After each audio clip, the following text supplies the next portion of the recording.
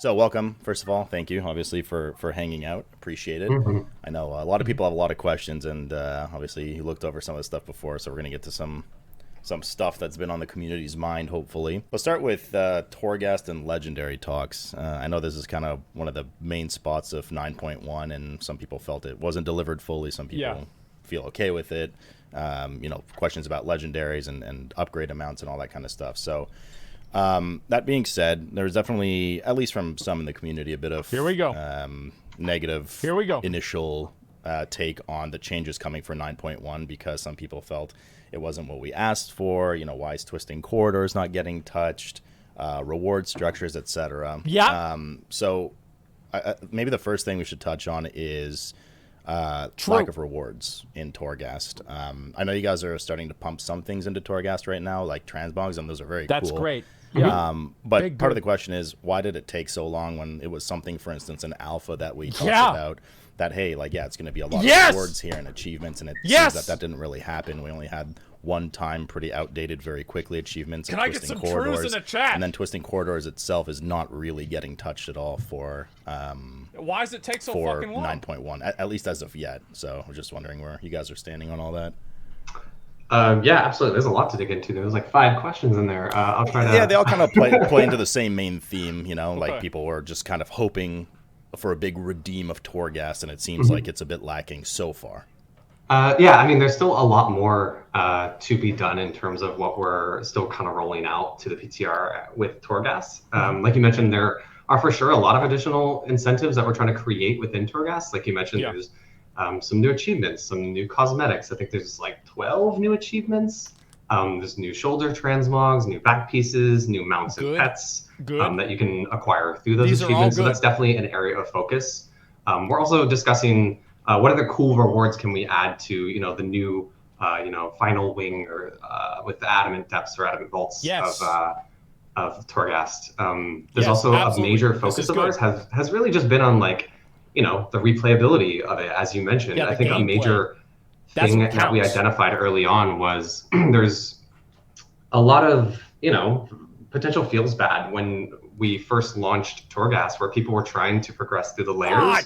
and they were hitting brick walls and they couldn't really complete the layer, and they didn't feel like they were getting anything out of that. And as we're all aware, a major influence on us when developing Torghast was that roguelike and roguelite genre. And one of the major aspects of those is that every run, in fact, in most roguelikes that I've played in recent history, there's really no expectation of winning, like especially not when you first get into those games and in that genre. Like you kind of get your butt kicked until there is either some unlocks that you're getting, there's some mastery that Yeah. you didn't understand, and you're kind of learning as you go. Yeah. And you are also ultimately often getting stronger as you're progressing. So that's been a major focus of ours with our updates to Torghast with Chains of Domination is adding meta progressions, the Oh, meta progression yeah, system yeah, that this you is see good. on the PTR that's still going No, through some this is updates. good. This is big There's a good. new scoring system along with that, so that there This is are very degrees good. of success, right? There's layers of mastery that Yeah. we've previously felt like were missing. It was more of a pass fail. It lacked that granularity. So focusing on he's adding right some more about this. granularity there, where you can say win a layer or progress from layer 10 to 11 because you 3-starred it, but then feel like, okay, next time I do this, I'm going to try to push a little harder. Maybe I'll get a better score, or I'll just call it score. I don't know that we have an official name for that yet. But all of that has been a major focus, and there's still a lot of work to be done there, especially on that scoring system, as we mentioned. I think there's been a lot of feedback coming in about that, and there are entire elements of that were just missing. So people weren't seeing, some of the bonus objectives that are going to be popping up on the PTR That's cool. this week. That's definitely that cool. system was essentially designed around, and the scoring Good. was tuned around. Those were just missing. So that was a big piece of the puzzle that we hadn't been able to get into your hands yet. Okay.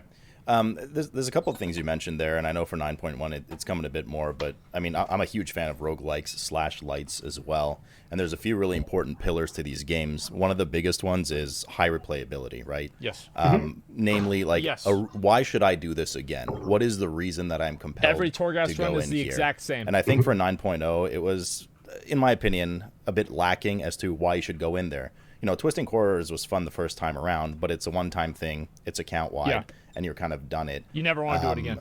So to kind of, I think some of the changes to Torghast that are coming in are pretty good. I think Torments as a pillar system, as a kind of modifier. As an idea? Yeah, as an idea, as a modifier totally. is very good. Definitely some of that. the Torments aren't very good. I'm sure we're going to, iterate through, things like max health decreasing over time. That one is cut internally as a as an FYI. Very good. Making progress there, right? Because we agree.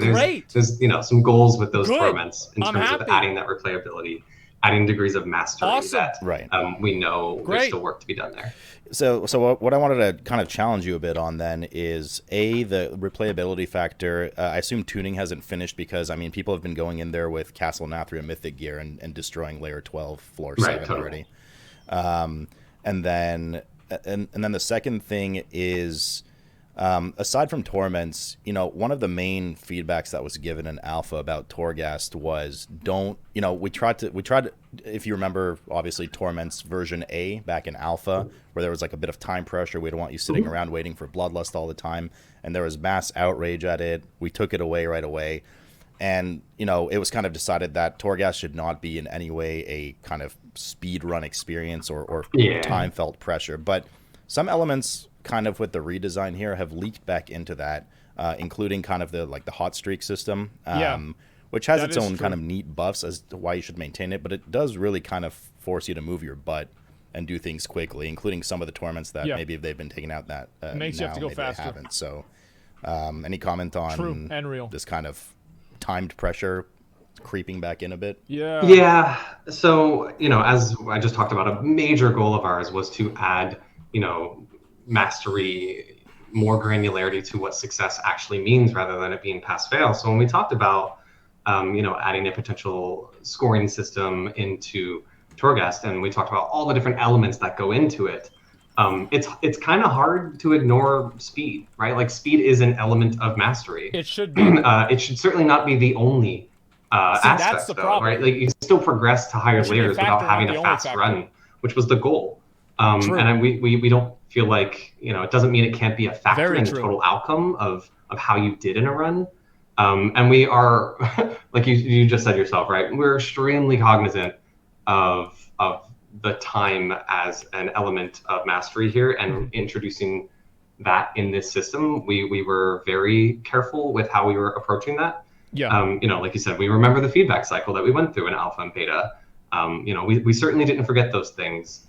And adding time back in there was a cause of concern on our part. So we talked a lot about that. So like I actually just mentioned, a lot of what we're seeing there in terms of the bonuses that you're talking about, those are still being iterated on. There's a lot of polish to be done there, but the goal is that you should be able to progress through your layers, while moving at a reasonable pace, right? Like you're not sitting around waiting for Bloodlust to come off cooldown, right? That maybe you're gonna not be able to hit the bar that we were expecting to progress through it and get to the next layer. But I think it's hard to avoid speed as an element of mastery, given that was our goals with revisiting. I think speed should matter. Okay, and speaking of kind of unlocking power to make factor. subsequent runs easier, in traditional roguelikes, etc., the tower knowledge that you gain had a season cap on it it has a recently cap. on PTR. How does that work? Yeah, I think it's like a rolling cap. Is it like a rolling cap, like Conquest and Valor kind of thing, weekly? Okay, because there was a bit of confusion as to whether it would legit be like a 4-month lockout season cap, like you can only get half the tree, or you can kind of farm it weekly or grind it weekly if you want. So you can't do too much. Are there any considerations to make Torments opt-in for people that just really don't like Torghast? They just want to get in there, get their Soul Ash, Soul Cinders, and get out of there for the week? Or is it just baseline, this is how it's going to be from now on? That's not currently the plan. I feel like a lot of that feedback comes from some of those lazy of those Torments that don't feel like they add, interesting, unique gameplay experiences week over week, right? Like it's like saying, can we make affixes optional in Mythic Plus, right? Like the goal there is to get to a place where they're adding variety and changing the way I'm approaching a wing week over week, so that it makes it a bit more interesting. And I think there's more iteration to be done there to hit that goal, but currently there's no plans to make it opt out. They don't turn on until some of the later layers, though. I believe right now, at least, They don't turn on until That's layer true. 8, and then they Yeah, you don't do the progressively hard turn mode ones. more Being of them feared and on as you interesting. go That up, they need to get all rid the of way that up to one. layer 12, where you have multiple on at once. That's right. Okay. I think 4. Also, I mentioned it a couple of times. I guess not for 9.1. I believe Ian mentioned it as well a couple weeks ago. But what's up with Twisting Corridors? Just kind of, is that just scrapped for this, the expansion, or is it on good hold question. for 9.1? We'll see more of it in 9.2. Is there any kind of long-term plan with it at all? Yeah. Yeah, there's no plans to do Dead content. Sounds big good. updates to it for 9.1, but it's definitely something that we want to revisit. You know, especially as we're adding layers of meta progression, we think that's a really cool opportunity to revisit that later once people have unlocked some of that stuff, so that we can kind of, maybe even tune around some of those options and add some additional layers of difficulty in there. So nothing that we're adding for 9.1, but I definitely think, that's something that we would revisit and wouldn't rule out for like a 9.15 or something like that. Okay. And then just real quick, I know this has been mentioned before, but any further thoughts about leveling in Torghast for people? That question seemed to always come up a lot in these kind of interviews from the community.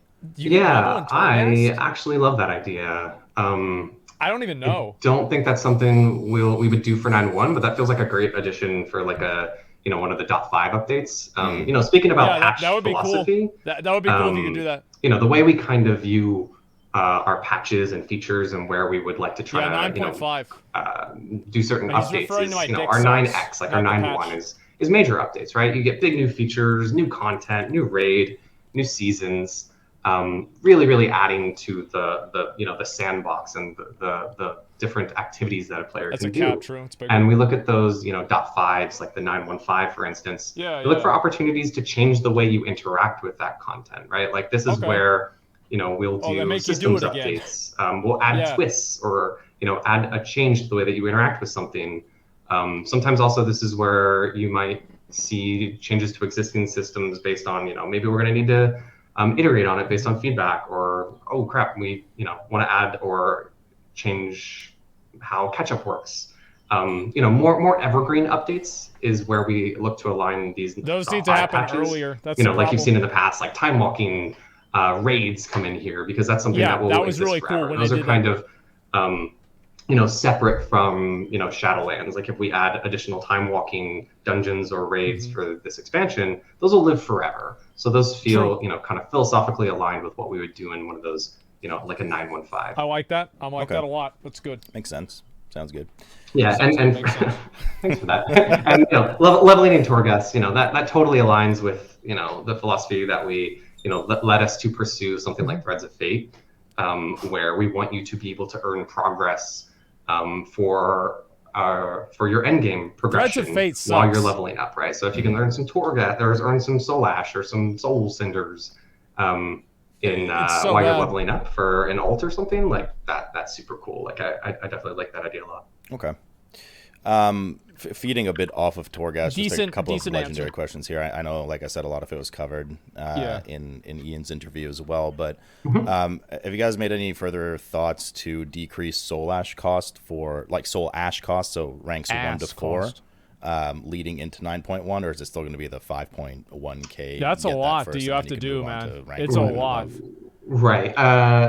Well, same outcome, different approach. No on reducing cost, but we definitely are, looking at that feedback, but we're looking to address that by increasing Soul Ash availability versus reducing costs. 6 one way, half dozen the other. But ultimately you'll get around 50% more Soul Ash per Torghast run in 9.1. So you'll be able to get a lot more Soul Ash on your first time through. Also looking at exploring ways to earn Soul Ash on repeat runs, so that there's actually some that you can get even beyond just your end of run progression on an individual Torghast run. That could be really annoying. I'm not sure. And then I'm sure you've already seen it too, but we're adding the ability to transfer Soul Ash to your ults. Which is something that we heard a request for, right? Maybe you've got a whole bunch sitting on one of your main characters. You have to delete 200 of it though, and you've got a new fresh ult, so you'll be able to transfer some of that stuff over. So that's kind of our approach with increasing availability of those earlier legendaries. But why delete 200 then? And also, just one more quick one on legendaries. The new Covenant legendary patterns, are they just renown based, or where are we getting those? Probably renown, where are we supposed I would to get assume. They will be. Sorry, you mean the The Covenant specific class legendaries. The new one's coming out with 9.1. Oh, right. Yes, you'll just earn those through gaining renown. Okay. So they'll just be a reward that you get through the renown track. Yeah, that's easy. I don't want to say a number, but I'm going to say a number. Probably, I think it's like 46 or something like that. You'll just get that. So pretty early on. Memory, yeah, and it won't cost anima or anything. You'll just kind of get it as a reward from your renown. Yeah. Okay.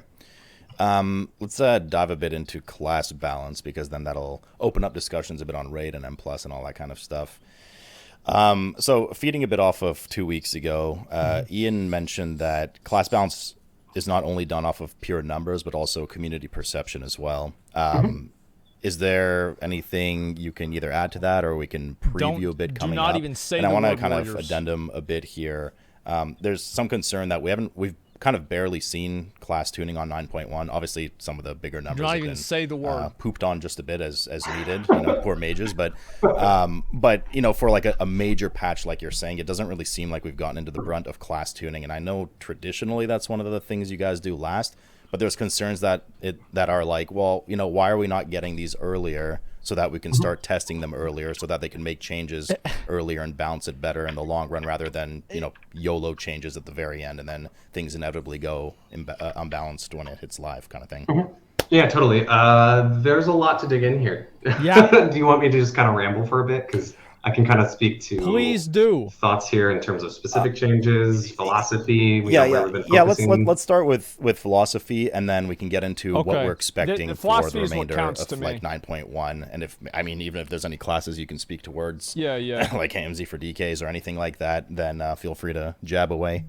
Right, totally. Okay, cool. So, tuning is never done, right? Like it's an art. It's always changing. We're never happy with class balance. There's always something that we can improve. We've made quite a few changes with the classes already. And to speaking to PvP for a second, there's a ton of upcoming PvP talent changes that have been made. I think it's some of the most we've made in a long time. So if you're a PvPer, the goal there was to really use PvP talents as a way to shift to the meta, refresh how Season 2 feels. And there's been a lot of changes there, even more coming soon. I'm not sure if the Death Knight stuff is up on the PTR yet, but there's a substantial amount of stuff coming to Death Knight PvP talents, for instance. It's over, guys. But I guess more speaking, over. Towards philosophy of just tuning and post-launch support, this is something that we've been trying to be a lot more active with post-launch, especially, leading up to 9.1, like you mentioned, there's going to be a lot more tuning that happens. There's still some stuff to come. There's some Mistweaver numerical buffs happening. There's other changes that are coming down the pipe soon. I'm not sure if some of the, Holy Paladin damage tuning that has happened, I'm not sure if that's hit the PTR yet. But really I want to speak to just philosophy of post-launch and how we have been viewing that, and kind of changed our philosophy here a little bit over time, but we want to do more work once the game is out there, and we want to be a lot more active, especially early on, and be more hands-on with tuning early, as people it's not quite established what the meta is, as it were, and also post-launch, right? Like reviewing how our classes are looking, and knowing that hey, if I'm not doing so well, we are looking to, buff underperformers pretty consistently throughout the course of a raid tier or a season. Okay. That's not something we've done as much in the past. We try to be very careful with nerfs outside of that, first couple of weeks. And we really just look to kind of buff underperformers. Or we're usually very hands-off with things that might change some of the more permanent choices you've made. Like there were some legendaries that are getting changed that you've probably seen. There's some druid legendaries in 9.1 that are getting some adjustments because they were kind of impacting the overall class balance. But that's not, you spent Soul Ash crafting that thing. That was something that you went out and you got. That was a reward. We don't want to pull the rug out from you on that one. And we want, if we're going to make changes to that, we want to make sure there's a long, just make it refundable. You can see that coming, and especially with legendaries, since you have to upgrade new ones, that seems, on a big patch barrier, seems like a good time to revisit things like that. But other things that we talk about a lot in terms of philosophy and tuning. They even said they could do that. And I'm not sure that you and I have ever talked about this, but encounter design has a huge impact on class balance, right? That's very true. He's right about this. No exaggeration. We could literally touch nothing Yeah. about our class tuning, and looking at who is overperforming and or underperforming based on, you know, whatever metrics you're looking at might look completely different just based on the raid tier, right? Maybe we added a couple or a fewer ads fights, or fights where AoE was really important. Or, yeah, warriors are like this. you know, like what would this tier look like without Sludgefish? With a Sludge Fist, where there's that's a better name. With you know, without a, you know, vulnerability window that perfectly aligns with Convoke, right? Like, what does that look like? That's true. Just with changing the encounter design. He's definitely right about this. And that's not something that this is real and also true. Really feel is appropriate to like nerf a class because we made a raid tier that was just really good for this specific class, right? Like that the perception might be that they're overpowered, and when we look at it, we're like, well, this class just really excels this raid tier. But how does the rest of the game fit into that? Like, right? I mean, surely you can't just balance off of the raid tier coming up, right? It has to be considerations to everything else in the game. So, I mean, like, what drives things forward here? Is it the class balance, and then you do the M+ balance and the raid design off of that, or do you do raid design and then you do the class balance off of the raid design? It's both. Okay. An answer, right? Like 4K no less both. We are constantly kind of communicating with encounter design and combat design. We very frequently also just have kind of pillars, you know, like the staples of our raid design. It's not a coincidence that almost every raid tier has what we call a patchwork fight, right? The single target, no ads. Everybody likes that. You know, usually there's fewer mechanics. It's just like, you know, pump numbers. How hard can you punch this thing in the face? Yeah, Big Dick the boss. That's not a coincidence, right? We always want to make sure that there are Big certain Dick bosses. Elements of our, we love them, you know, combat design, class balance that we are making sure that we're testing within a specific raid tier so that we have a good variance there. And then outside of that, like I said, we don't necessarily want to punish people who are maybe doing really well because of the way that a raid tier is designed, but the people who feel like they're underperforming, and maybe for the exact same reason that they're underperforming, that doesn't really feel fair to that person to just be like, yeah, you just get to sit around for 5 months knowing that this raid tier just doesn't really lean into the strengths. And that's really the goal there, is to make sure that those people know that we, you know, will make changes so that they can feel like they're being effective in, you know, whatever piece of content that they want to do. And if that means buffing, you know, Arms Warrior for the 4th time, then that's something that we'll look at. Don't forget Blood DK. What's so funny? Blood DK got buffs, man. What are they laughing about? Yeah, well, I mean, give it a couple they more. Laughing at me? A couple more. Oh, okay. So now that so we've established this kind of philosophy. So that being said, on your guys' radar, is there any snippet or preview? Like, what do you guys feel right now is maybe overperforming generally, underperforming? You know, we don't need specifics here, like, hey, this is getting a 10% damage nerf or something, but, you know, are there some specs and classes we can kind of expect to see notes on soon enough on Delete PTR? Moon Boys from the game. So there's been, I mean, like I mentioned, there's been a bunch already. I could go look at the notes, but I guess there's different types of problems here, right? There's, hey, this is just a tuning problem. We just need to buff the numbers on something here, you know. But there's also issues where we feel like, you know, yes, we could buff the numbers here, but all that would be doing is pushing other people out of the space. And maybe we're actually missing, you know, maybe there's some design space that we need to explore here. So an example here is Holy Priests. You know, we redesigned one of their buttons because we felt like, yes, we could buff, yes, we could tune up Holy Priest, but we also felt like, you know, there was an opportunity to create a new niche that maybe would be able to prop them up and make them have some unique utility that is, you know, just for Holy Priests and makes them feel cool.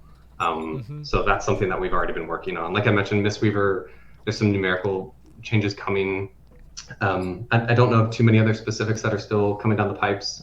But like I said, that's also something that we know is never done, right? That's not something that if you don't see it in the next week, that doesn't mean Mistweaver's getting buffed, probably. That's basically all that we're getting out of this. Okay.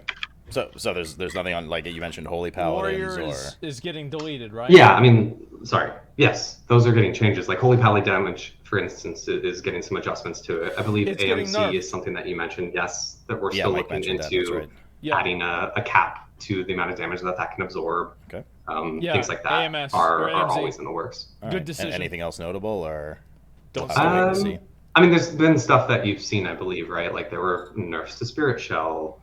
Like you mentioned, Fire Mages got kind of touched a bit there. It is funny. There's also I love- opportunity. There's also times, and like I said, this is we talk about Fuck 'em. tuning and class balance, and Fuck 'em. whether or not we think it's a problem is only a part of that conversation. The other part of it is, when is it appropriate to change this, right? And an example there is like, some of our dot classes were doing exceedingly well on some single target fights. Nerf and when it. you think about a dot class, you don't think about Yep. those people being the ones that are going to be like, Yep. winning Take 'em down. those patchwork fights. Take 'em so there down. were some changes that happened with some of our dot classes that were, I call them kind of buff nerf. It's like we're just shifting things around, and the goal there is that we want to shift the focus of the spec. So ultimately, they should still feel powerful. It's just in which situation are they most effective? Okay. All right, I kind of want to dig a bit deeper then, because this conversation with Mike and Ian 2 weeks ago kind of sparked a bit with AMZ, and AMZ is going to get justed. Oh, actually, before I do that, I'm the writing Holy down Paladin notes. nerfs coming down the drain, are they class side or are they Venthyr, Hallowed ground side? So I would have to go look at the specifics there, but there is a bit of adjustment there. One, for sure, there's some Venthyr changes with Asmongold. Paladin shouldn't be able to go Venthyr. There's also some shifting to Stupid. kind of holy power generation and where your healing is coming from. I think right now, something that I feel like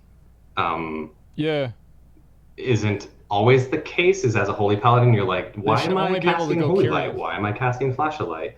So we are doing some pretty major adjustments and buffs to things like flash of light and holy light, especially when it comes to like their infusion of light procs. Fallen paladins. So it's again kind of a buff nerf thing there, where the goal is, this specific case of Venthyr Paladin or Holy Paladin can put out some major damage, but then also we want to make sure that, their single target healing is really effective, because that's one of those things that when you think about Holy Paladins, you think about they can deep dick heals on a tank or something. Yeah. So to backtrack a second, true. So I want to kind of just get into a bit of like nitty-gritty. We don't have to go too crazy here. We discussed about AMZ and like some of the different strengths and of the classes that are brought in are oftentimes utility based, right? Yeah, so things absolutely. like AMZ, Rallying Cry. But I want to, for lack of a better term, harp a bit on unique buffs and debuffs, the passive ones, Battle Shout, Fort, magic, physical debuffs, etc. Yeah. Is there any plans to take a look at these, to eliminate them in any way, to homogenize them a bit? Because I find it a bit weird, at least in the world of melee and tanking. If, let's say, Brewmasters and Windwalkers are underperforming, right? Just random scenario here. Yep. And you're trying to min-max your raid comp. It feels bad to have to bring one of them just because, the net amount that they bring to the raid is some passive buff I for can touching relate. a mob. It's warriors with the battle shout. And it also makes just slotting kind of weird and raiding potentially. Things warriors like with battle shout. Mythic Plus. Vengeance was not only dominant for so long just because of its strength, but the fact that it also brought 5% magic debuff to everything on top of its strength. So is there any plan to kind of share the love or iterate upon these? Because expansion after expansion, we've gone from eliminating them altogether, making them unique, making 2 or 3 classes have them, etc. So where do you guys stand on these passive kind of what flavor of the week is it? Buffs and debuffs? Right. Again, there's a lot to dig into there. I'll try to keep it. Sure. You do have a bit to get through here, but yeah, exactly. You have like 6 more pages of questions we got to get to. Okay, speaking more broadly, right, philosophically, I think some of these examples we talked about, Rally, AMZ, some of the buffs that you're providing, I think of these as, these are successful examples in my book, right? Like we want to keep finding places to give people unique tools. I like that unique stuff. utility cool. and to make them feel viable, right? Like I think it's a much more interesting place to live for all of us when you can look at every class in your raid and think about the thing that they're doing that's really cool. I agree Some with powerful, like you said, powerful buff or unique utility. And we want every class to be present to feel like they're bringing something cool like that to the raid. That's good. It's a bad example. This is maybe a bad example. It's hyperbole, but if everyone's doing the same thing, has the same buffs, is doing the same damage, or just pushing different buttons to get the same damage, you get Tumas Argyros. I think that's a much less interesting place to live than feeling like, oh man, I want them for this reason, I want them for this reason. I'm really happy this person's here. Yeah. And I know that there is more work to be done on our part with creating those unique elements, because in a game this large, and like you've said, we've gone through a lot of iterations over the years, sometimes carving that space out can be difficult. Symbols of Hope is an example, the redesign that we're doing for 9.1 of where we're trying to add, a unique element to that class and or spec in this case. That makes you so like, oh man, that's really cool. I'm glad we have that person here. That changes the way I interact with my stuff also. Those are some of the most fun things for me, is when you say, oh man, this class plus this class lets us do this thing that I wouldn't have even thought of, and the common like Warlocks are the best example. That open up possibilities for strategy and mastery and arena calls and stuff like that is where some of the most exciting theory crafting comes for me. True. Okay. I've rambled. Does that make sense? No, like it makes sense, but it's just real. I totally agree with you. It's just you're trying to shove 36 specs into 20 spots. More namely, you're trying to shove 6 specs into 2 spots, 6 specs into 4 spots, and 24 specs into 14 spots. Let alone melee is usually more underwhelming, but that was discussed 2 weeks ago. So the problem is, like, I find it almost impossible. Like, how are you going to balance something like Rallying Cry and AMZ? And Rallying Cry, mind you, on a class that already brings 5% AP versus like Rogue, or like Ret Paladin, that once in a blue moon maybe have like a cool immune situation, but things like Rallying Cry are globally awesome. Last interview. So I feel like I get the vision, and I definitely agree with that, but I feel like the spread of love amongst the specking classes is just not very well balanced right now at all. Yeah, I mean, like I mentioned, there's definitely more work to be done there. I just wanted to speak to kind of like the vision of, I would rather live in the space where everyone has something cool, and there's lots of competition for who do we want to bring, because everyone does such cool stuff, than going back to a place where everything was essentially homogenized. Nobody did anything unique, and there wasn't a lot of fun interactions that were involved there. Yeah. I was laughing about this the other day. You mentioned rogues just now, and that's such an interesting one, because again, it speaks to the kind of interactions between encounters and combat. Because it wasn't that long ago, right, when people were stacking tons of rogues, and rogues were one of the most like viable melee DPS in raids. Oh yeah. And I was thinking back on like, what was the cause of that, right? Like, how many rogues did you bring to some of heroic or mythic end bosses in past raid tiers? And a lot of that is really just that on the encounter side, we tried to shore up and shit. Some of the quote unquote cheese that you could do, where you basically would like delete an ability because you have enough rogues and you stack cloak at the same time. And that used to be like a niche strength of theirs, and just by changing how we kind of approach immunities on the encounter side of things, and maybe we just have more targets on that ability.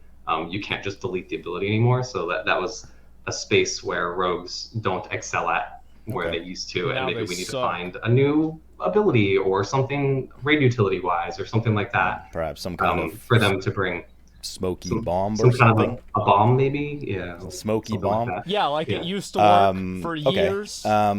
So next question kind of it kind of segues into everything, but generally speaking, we don't have to ramble on this one or anything. Are there going to be new conduits, and also how many rank increases in conduits are we getting?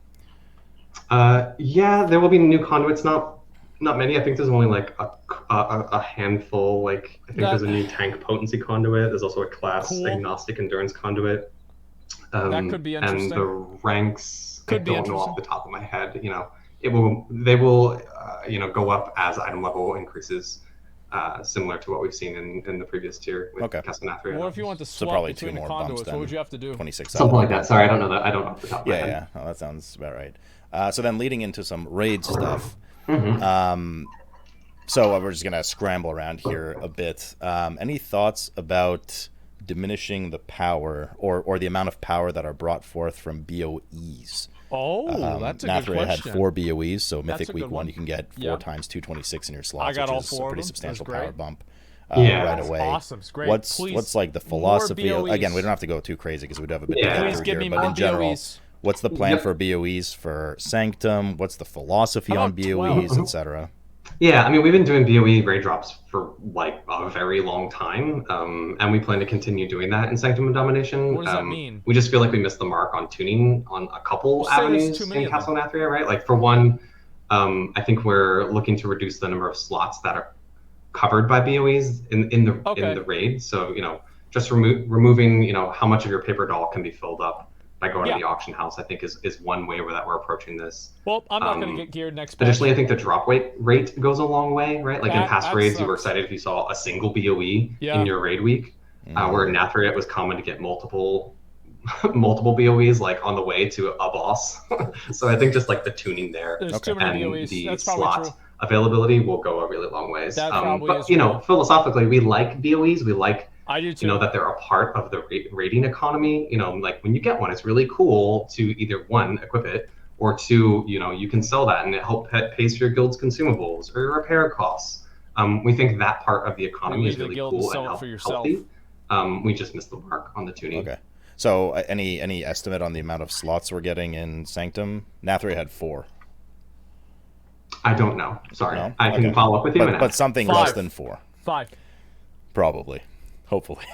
I don't know off the top of my head. Sorry. 6. Okay. Yep. 6. All right. We got 6. Raid gearing in general. It obviously was maybe a bit too low at the start. You guys bumped it up a piece per boss. Yes. We still don't have bonus rolls. And notably, a lot of people have asked as well from the community, we're moving away from what seemingly was a pretty successful implementation of weapon tokens. So, so I guess a couple of parters here. A, why are we moving away from weapon tokens? B, as a result of moving away from weapon tokens, there's concern that straight up some classes and specs don't have weapons from the last 2 bosses. Is this going to be changed? And C, anything question. You want to add about how you guys feel about raid gearing in general? That's a very good question. You love these like multi-parters, huh? Also, I just lets me sit back and relax, Yeah, I know, right? Just let Morgan ramble for a while. Sorry, and I just looked up the BOEs. I think it should be 2 or 3 in Sanctum of Domination, so for sure less than what we saw. 7, guys. 7. Yeah, so let's talk about tokens for a second. So, why tokens?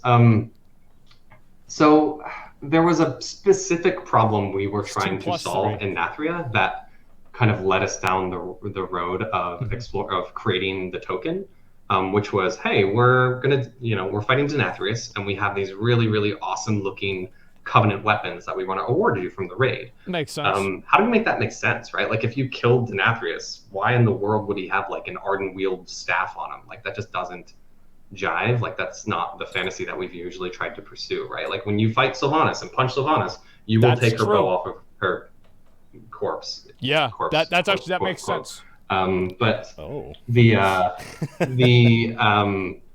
the goal with the tokens was, hey, how do we deliver these items that feel like they're very different fantasy off of the same boss? And that's why we kind of pursued the token element of that. Also, tokens, I mean, while they were cool in some avenues, it also, I think, caused us some problems in Castle Nathria where, there was the weapon boss, right? Like, Denathrius was, do you want the weapon? Here's the boss.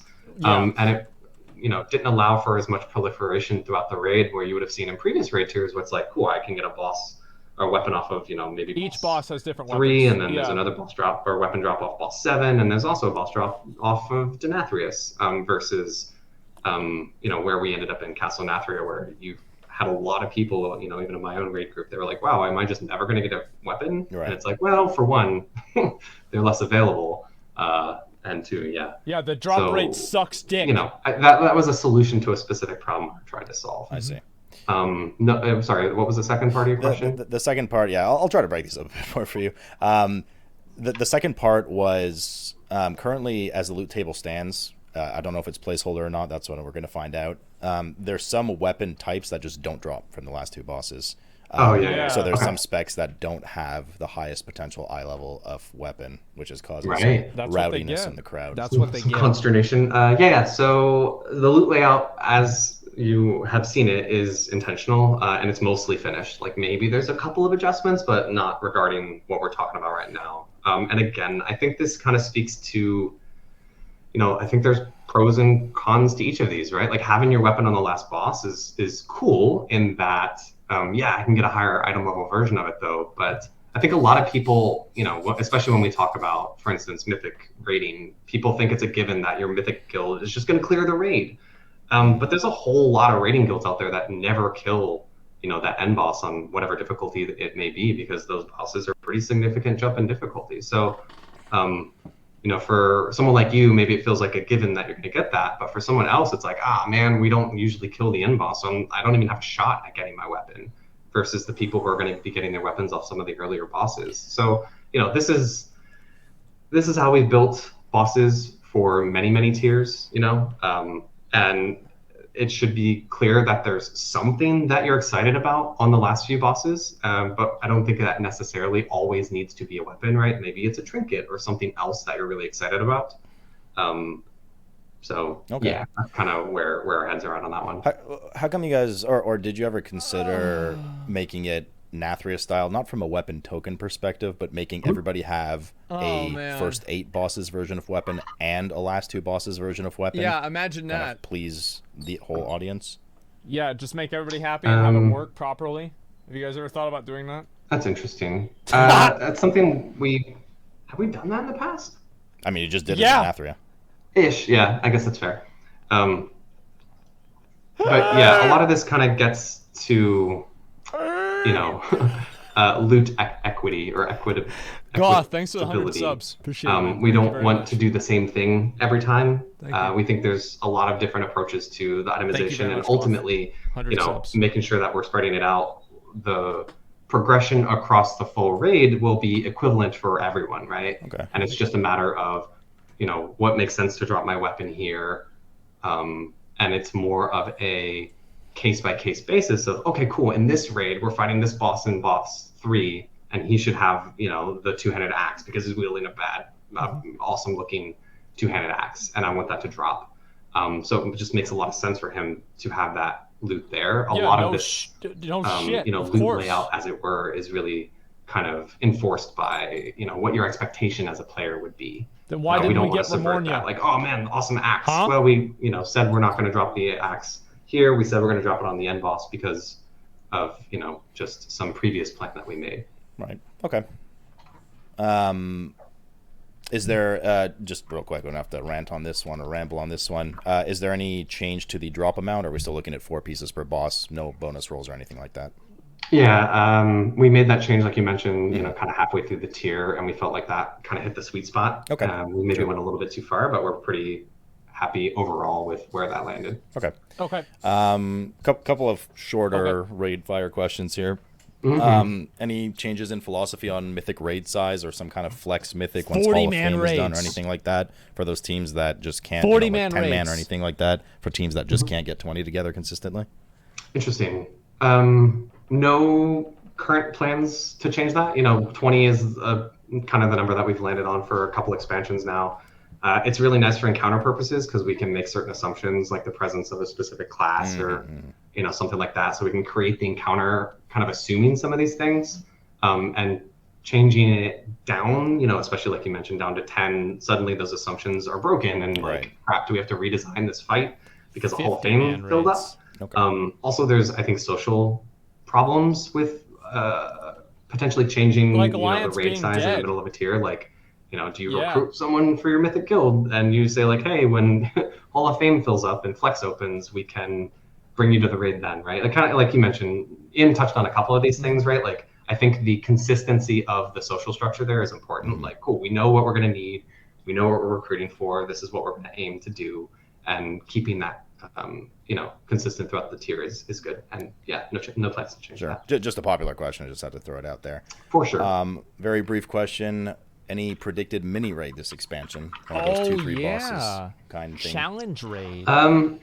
This expansion, no. None planned. Okay. But I don't want to shut the door on doing those in the future, right? Like, we're open to doing it, especially the way that the raid itemization has worked out with. Like, I loved Crucible. Where, like, Crucible was awesome. Are half tier up. That kind of works in our favor with these smaller raid tiers, or smaller raid mini raids, as you mentioned, because that can kind of like help flesh out the eye level band with a couple more bosses. Philosophically, mini raids are something that are really motivated by, what's going on in the game, what's the story. Often we use those, to maybe that makes that's explore fine. kind of some of the side plots that are happening through an expansion, or we use them to bridge an arc in a plot, where we're like, with Battle for Azeroth, where you saw we were kind of pivoting more into old guy already. stuff. Yeah. It helped us kind of bridge that gap there. But none planned. I feel like the story of Shadowlands is pretty clear, what we're pursuing, who we're going to be going after. But that's definitely something that I think are cool anytime we can pull those off and make it make sense. Okay. Quick one here as well. It was stated Jailer would be final boss of the expansion. Does this still remain true? It's not going to tell you. Who else would it be? I don't know. You tell me. Like, what? Yeah. I mean, I want to punch him. Don't you want to punch him? Okay. Yeah, it's not going to be the Jailer. Will there be a mythic only phase for Sylvanas? A secret mythic phase? Name it however you want. You just have to ask that, huh? I have to ask that. Yeah. People love their mythic only phases for the most part. No. I don't believe it's. I guess that's like there's a lot of nuance in that question. No, I think as you would define it, the answer to that is no. I can talk about why we do mythic only phases, when we do mythic only phases. Okay. It's kind of philosophy that I like. I think a lot of it. I assume it's the same historically. It's usually like a lore implementation, and if there's a good reason for it, right? If it fits well. Yeah, and it's also actually I was thinking about this the other day. Like, were you the person that we were talking about way back in the day? There was the Mythic Margok, or I guess. Mythic Margok phase where Cho'Gall showed up. Was it you that I was talking to ages ago about this? Yeah, probably. Yeah, and I think you asked me what if I'm someone who really cares about the story of what was going on there with Cho'Gall and I'm not a Mythic Raider, and I think my answer that was doesn't sound like it was me at all. Okay, I think my answer to that was I don't know, go to YouTube, right? Yes, which is not exactly not necessarily fair, right? I feel it is. When it comes to these big story elements, the things that you really want to see. That are tied into the major plot points of an expansion. You want to see those things play out in the raid, and not just for people who can't see those things otherwise. So with the mythic only phases, kind of the goal there and the philosophy there is when it makes sense, when there's something cool functionally that we can change about the fight. But as you and I've talked about this a bunch in the past, mythic only phases also I don't think are required to make the fight feel substantially different. True. That's true. There's Black plenty Hand's of an mythic example of bosses that we've designed that don't have a mythic only phase and feel completely different than their heroic. Oh version. no, for sure. It's just Sylvanas is a big character at this point, right, with the Jailer and everything. So I would have expected that there would be a mythic phase, just because there's so many ways you can go with it in lore. But fair. Well, once you see the fight, I'll be curious to see if you still feel that way. Okay. Because there's a lot of really, really cool stuff. We'll see what happens. During that fight, that you see happen unfold in that encounter.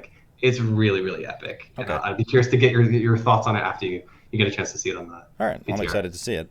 Last one about raiding, because we do have to move along. So real quick, this new kind of socketing gem system, Dominion sockets, etc., will they function outside of the raid? Sorry, can you repeat that? The new kind of socket system that exists with raid gearing, with Domination or Dominion sockets or whatever. Shards of Domination. Yeah, I can explain how that works a bit. Okay, what is that? So the way that will ultimately work, our kind of design for it at the moment at least, is there will be across the gear that you're earning through Sanctum of Domination, you will get gear. Some of that gear will have sockets on it. They're called, I think, Domination sockets. Clever. There are 5 of those total that you'll be able to get across all of your gear. And then there are 3 gem types, like Frost, Blood, Unholy, or something like that. Right. It's a new system. Each gem itself will have unique stats or something on it. And then when you equip 3 of a specific gem type, so 3 blood gems, there will be a bonus that will unlock and turn on, almost like a set bonus, right? So hey, I have 3 blood on these. This new bonus turns on now.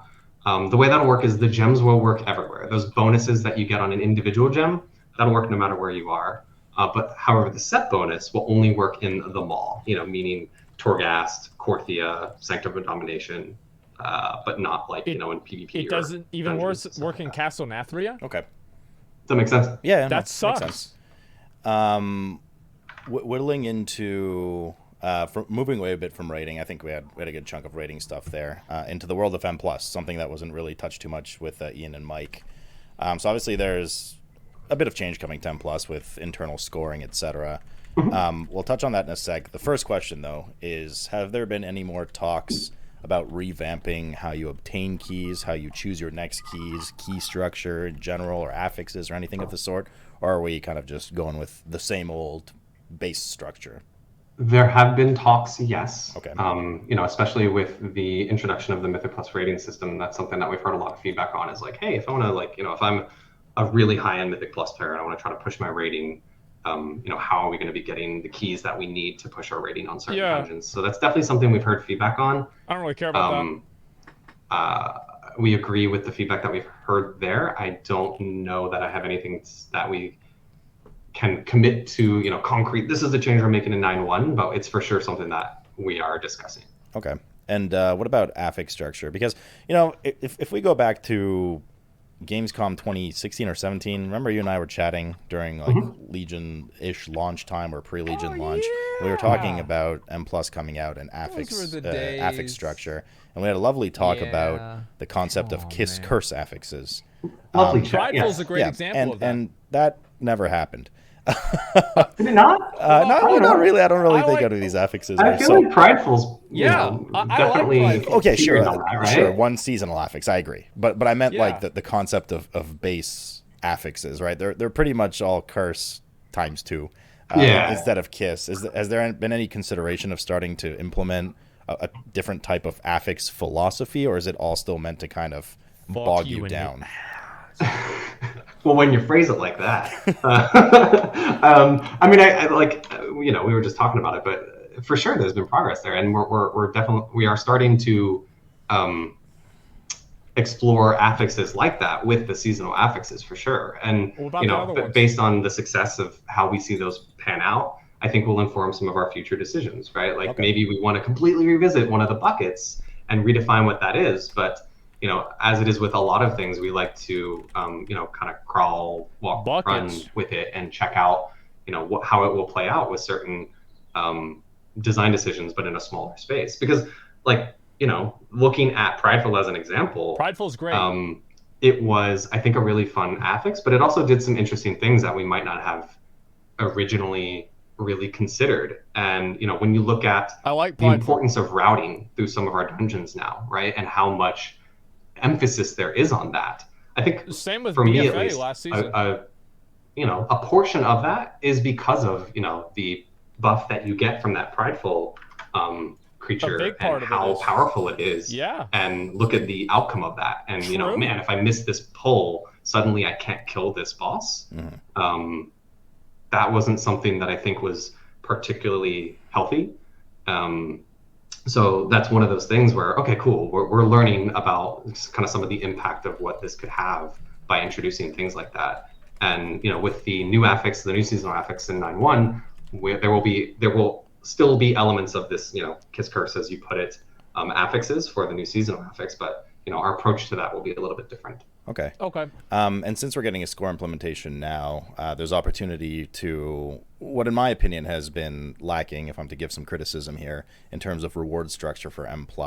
I'm not talking just about gear acquisition, right? I'm talking about incentivization for players to do the content that don't only care about Rio score, right?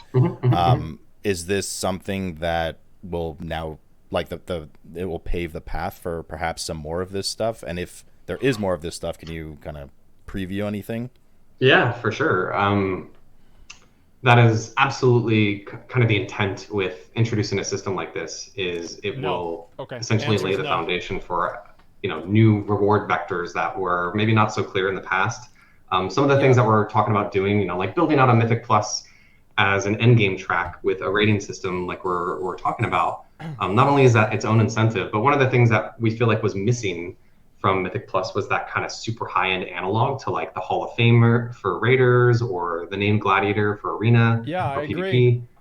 This system kind of enables us and allows us to do that kind of end of season, okay, cool, who are the kind of top Mythic Plus players? And there's nothing can't really announce things, but that is definitely a thing that we are able to do with a system like this in place, right? Great. In the meantime, that's like true. we're also adding things like That's good. did you do these? I forget if you did these, but do you remember old Miss Pandaria challenge modes? You would get the portals. Of course. So those are kind of making a return. Yeah, also, that's something that we good. think is really cool that this system That's a good allows us to change. do is, and this is something we're doing, is awarding bonus valor if anyone's rating in their group went up. In a Mythic Plus run. Okay. So, that's cool. That has a bit of a social incentive there, maybe to bring someone whose rating would go up, but also it's just, that's cool. one of those hooks that we can create to kind of play into this rating system. Cool. And then last part here about M+, because we got to zoom through. Philosophy on as soon as I say philosophy, this could take 40 minutes, but let's not do that. Okay. But you have 2.5 minutes. Go. Brief philosophy on eye level in M+ not being as highly obtainable as rating outside of your Great Vault. Sorry, say that again. I was busy giggling. The eye level that you get from M+ not being as high as rating. Outside of the vault, has that philosophy changed at all, or are we sticking our guns to that? Okay. Yeah, I mean, there's a lot that we talk about when it comes to kind of the different avenues of itemization, the different avenues of reward for the different activities you're doing, right? Like, PvPers have conquest, and they're kind of earning their conquest week over week. They're upgrading them. We're adding PvP item level back to that ecosystem to help ensure that the PvP gear is the best, or is at least very likely to be competitive at the top end. Rating, we kind of felt like in the past, Mythic Plus was kind of encroaching on the raiders' space in previous expansions, especially. So adding something cool and unique from raids, part of the goal there is that there's a thing that you can point to and be like, yeah, this is the really unique and exciting thing that I get as a raider, and that's one of the strengths of raiding. And the same thing with Mythic Plus, right? Mythic Plus, I think if you ask someone, like if you ask a heroic raider and you ask them, this person is also doing a lot of Mythic Plus on the side, like how much of their gear comes from Mythic Plus versus raiding, I think that's an interesting thing to look into, and that's one of the main values of Mythic Plus is just that rate of acquisition, how much gear you can get. And we did make a lot of changes, with the introduction of the Valor system to kind of shore up what we felt like were weaknesses of the Mythic Plus system in Shadowlands, where you can kind of upgrade the gear. Ultimately, yes, if you're a Mythic Raider, the eye level of your gear will be higher than the Mythic Plus person, but we don't think that means the Mythic Plus system doesn't have strengths, especially when you start to incorporate the Great Vault into that conversation, where your Great Vault rewards from Mythic Plus are really, really appealing, right? If you're someone who's just looking to get higher item level in those slots. So, we kind of feel like the best place to be. I always laugh, when you see like the PvPers saying like, oh man, the Mythic Plus people or the Raiders have got it so good. And then the Raiders are talking about how the PvPers have got it so good. And that really just speaks to how there's Raiders different have it so good. Strengths to the nobody's saying that systems of each of those. And then someone who participates in all of those things, right? Like those are the people who are got really amazing gear and are gearing up faster than other people. So there's definitely a balance there that we tried to strike. But that philosophy that you mentioned earlier on, that's staying fairly consistent with Chains of Domination. All right, we'll have to skip around. I have just a couple of quick fire questions, and then one last big burning question, and then we're free forever. All right. So the quick fire stuff is literally just you can no it, no problem. Let's go. Let's hit it. Are we getting a catch-up system for 40 renown in the next patch? Yes. Yes. Okay. We're going yes or no here, right? Yeah, I mean, yeah. Yes, if you want to add anything to it, go for it. But are we getting catch-up? Yeah, there will definitely be. That's good. Increased catch-up for getting up to more catch-up. Everybody loves catch-up. Okay. Any hint towards 9.1-ish release time? Not obviously a date. You guys can never confirm a date, but December 17th. Something people can be looking forward to. Soon. TM. Okay. No, I had to. I'm sorry. Yeah, no, it's fine. Sorry. Are we getting a 500 mount achievement? I don't know. I will look into that. Okay. Any changes planned to the Great Vault? Yes, some more minor ones, I guess you could call it. Just changing the probability of, like, saying seeing jewelry if you're a PvPer. Okay. So tweaks like that. Any heirlooms on the horizon? Like brand new ones? Yeah, like return of heirlooms or some heirlooms. Heirlooms still exist, you know that, right? But not 50 to 60, not 50 to 60. Oh yeah, sorry. Okay, Not yeah. I that mean, when 50 to they 60. matter. Those are usually the heirlooms that we add or let you update your existing ones later on. So, but not for 9.1, but definitely something that we would revisit. Okay. And then the last big meta issue that I have to ask, we'll skip past some of these, but this one was a very popular community opinion, and I know you read it on here too. I wanted to tackle it. Hit it. There's Hit it. feelings in the community that a lot of feedback is bypassed from alpha beta into the X1, X2, and then eventually it feels like what a lot of people have suggested finally gets implemented in like the X3 patch. And it makes some people feel like, well, why are they doing this now? We suggested this for months and months and months. Is there, how do you guys view that kind of feedback? Like, do you agree with it at all? Is there something internally we don't know about it, as though, we felt like we got ignored, but you guys obviously weren't ignoring us, but you had your own path of going forward through all the major patches. That's what it's definitely something that's sparked, I wouldn't say just now, obviously it's a thing now too, but historically it's come up a bit too. It came up with, if we remember, essences, of course, account-wide essences was a meme for months and months. Finally, you guys made it account-wide. It became like, why don't they listen to us when it first happens, etc. So I'm kind of curious to hear your guys' feedback internally on how you view this kind of, disappointment, outrage, anger, whatever it may be from certain parts of the community when this seemingly happens sometimes.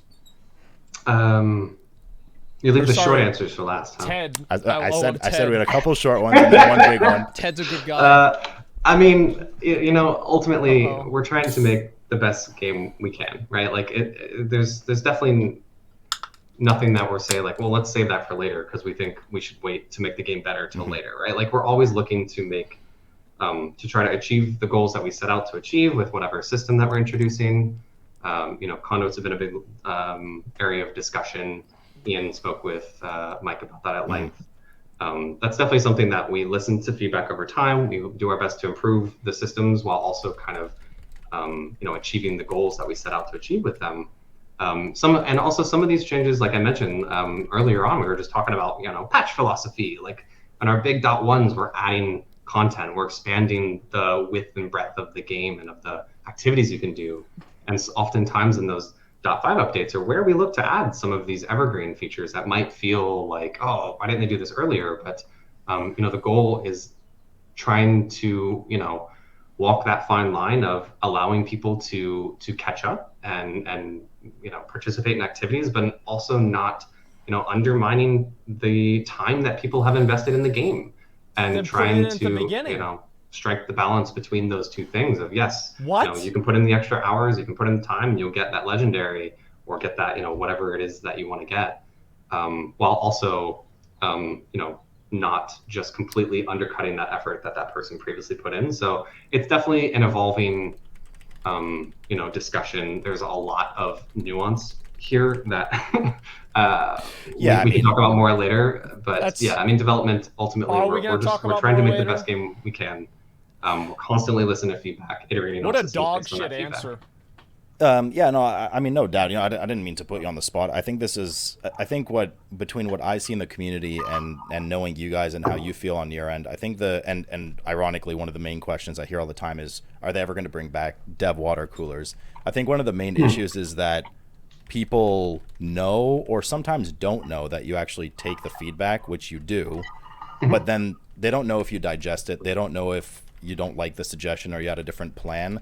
And then you just you're like, oh, hey, here's this thing that had nothing to do with what seemingly a large majority of people implemented. And it seems like from the community perspective, sometimes there's just misinformation or maybe we can get some better insight onto, well, why didn't they do that, right? Yeah, totally. Or just misaligned expectations. Right. Like something was said and people, were like, oh, that could be anything. That could be a boat. And then in reality, maybe what's delivered isn't quite what was in someone's head. So there's always things that we can be doing to improve communication. The dev water cooler thing is an avenue. I don't think there's one answer here, right? But like, hey, we're here chatting today. That's a big part of this.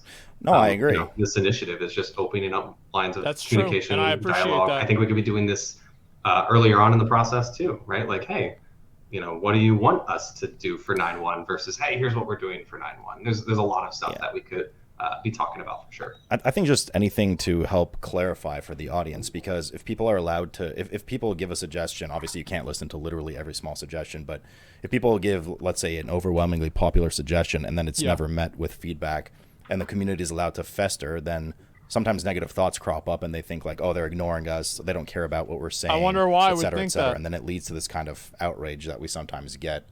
So I guess what people really want, I mean, there's a lot of things people want, but just whatever, According to chat, they want boats. Yeah. Oh, boats is good. But just we insight do, and feedback actually. that people are being listened to, I think is goes a long way for a lot of people, Yeah, absolutely. I do want a boat. That is, yep, agreed. Thank you for that.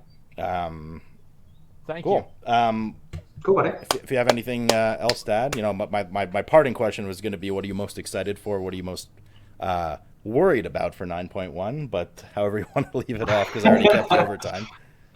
Let's just say, what are you most excited about? Yeah, parting. I am excited just to get this content into the players' hands, right? Like as Ian mentioned, we recognize that this, development cycle was not ideal. This is not what we had planned. There are extraneous circumstances throughout the world that are kind of, causing things that we're still working through, and we're just really, really. They mean that fake everyone virus at thing. work is doing everything they can to get this into the players' hands, and we're really excited for them to get a chance to play around with it. And this is something that we're proud of. There's a lot of really cool stuff in the patch. There's a lot more cool stuff coming that people will be seeing in the coming few PTRs.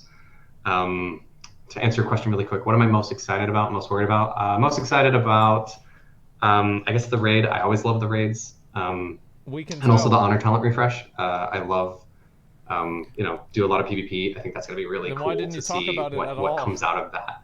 That was a big push of ours, was to really try to refresh Why did the we new not season talk about with that PvP at all? initiative. Things that worry me, I always get worried about, like the world first race. Like, it's very stressful. It's a stressful couple weeks for me. There are, just the concern SLG of fiascos, unforeseen, issues that might pop up. Okay. Like we mentioned, tuning is an art. We've gained a lot of confidence over time that we can hit that mark, but that always worries me a little bit. Okay. Any particular team you cheer for during Race World First? Wow, on the spot. Not in particular, no. I like that politically correct answer. That neutral, safe answer. Yes, exactly. I watch like a referee try to be neutral. His favorite. All right. Yeah. Morgan, thanks a lot, man. I appreciate it. I'm sorry I kept you over time. We didn't even get to some of this stuff, but I could sit here talking to you all day. It's always a good time. Hey, buddy. But thanks a lot for chatting. I'm sure we'll catch up after, and look forward to the week. I think you guys just announced some raid testing. People were saying in chat. Come on. So definitely looking forward to what 9.1 has to come out, and I appreciate you taking the time a lot. Absolutely. I'll talk to you later, man. All right, later, Morgan. Okay. Later. All right. Josh, you still there? Why haven't Josh left? Give me 1 second. I'm still here. Oh, okay. I just had to unmute myself. I take a piss, guys. I'll Thank be you, back. Josh. No problem. Thanks for letting us go over time. Raids define what class is good. That's definitely true. Raids do define what class is good. But what I'm seeing here with this interview, and what I think that the developer said a lot, Morgan Day said a lot, it felt like raids are what matters to Blizzard. Like it's like a PvP and like Mythic Plus and like world content is an afterthought. So the raids define which class is good. I think this is a bad design. Raid design and balanced design defines what class. But yeah, exactly. And I do think that raids, the way that raids are designed, does absolutely change the way that which classes are good. I remember like in Archimond, for example, in Warlords of Draenor, sweeping strikes would line up for like every single ad. So it just made Arms Warriors really good in Archimond. And it was just because of the way the class was designed. Doesn't mean Arms Warriors were good or anything like that. It just means that's the way it's good. Dot classes are becoming too OP. So yeah, if dot classes are really good on a single target fight, then Blizzard's gonna buff them on a multi-target fight. They're just gonna buff them on a multi-target fight. So what happens whenever you're doing arena And this guy's able to put his empowered dots now on 3 people. You see what I mean? Class utility versus homogenization. I do think some classes should have advantages, but at the same time, I don't think that they should have like this massive advantage. Like warlocks, for example, are just like super fucking good because they have like gateway and stuff like that.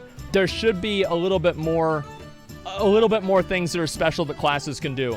But I think it should be based on classes and not specs, because if it's based on specs, it's going to end up being too much.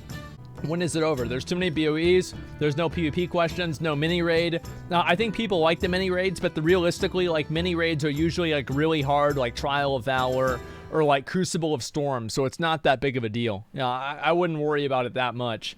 No mythic only phase for Sylvanas. I really don't like the logic behind the entire story needs to be accessible to every single player in the game. I find that to be if that's the philosophy that you have, you can never have any meaningful content that isn't fucking easy. Like, it's like basically what they're saying is like every story element of the game now has to be in LFR format in some way or another, or it just shouldn't be part of the story. I think that's dog shit to me, man. With the sockets, I titled it here. It says borrowed power on a lease with an ankle bracelet, and those were the shards of domination. I think those were the items there that you were able to have sockets, and then they connected to themselves, and then they gave buffs that were only usable in like 3 different places in the game. Like, it's just like it doesn't, none of this shit matters. Like, sockets and shit doesn't fucking matter. Like, we need more content. We need better actual gameplay content that's not inside of raids. It's almost like 80% of the dev team work on raids and dungeons, and they don't care about anything else besides that. That's the way it feels to me. Dog shit affixes, yeah. Like, bursting, I think, is the most dog shit affix in Mythic Plus. The seasonal affixes, I actually think the prideful affix is good. Gems instead of system for Mythic Plus competition. Oh, yeah. So this is one thing that I really think is a problem, is that, like, imagine them spending all their time making this gem system for raids rather than making some sort of like gladiator system for Mythic Plus. In my opinion, I think the gladiator system is more important, and rather than making another system just to make raids seem better. I don't like that at all. And it seems like they're just like so focused on like making these systems to like balance out their other systems that they're not focusing on like core content that makes people want to play the game. Like new raids, or not new raids, like new world content, stuff like that. Like the world content that I've seen out of 9.1 is not very good. And like just copy pasting another, like, oh, it's another assault. Like, wow, I've never seen that before. Oh, wait. Like, it's the same thing. This is the 3rd expansion in a row that the 0.1 patch brings out the same system. Like, wow, that's so cool. It's just fucking lazy. I think that Mythic Plus 15 shouldn't be the cap for gear. I think it should be a plus 20 should be the cap for gear. That way you can actually rationalize giving people like better gear for Mythic Plus. Mythic Plus players got completely fucked over this expansion, and I'm okay with that because I think Mythic Plus sucks. But I do think they should get better than 220 item level. That's just embarrassing. And they don't even have like a progression system with it at all. Like, there's no progression system. There's nothing that you can do with Mythic Plus. Like, you just sit there and you do a dungeon, and until next patch, the only thing you had to look forward to is your cap going up or your rating going up on some third-party website. It's trash. Valor's shit because it upgrades it to 220. Who cares about getting 220 gear when everything else in the game gives 226? A 500 mount achievement.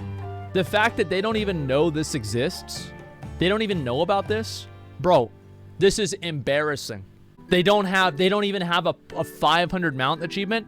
We need to be talking about a 600 mount achievement.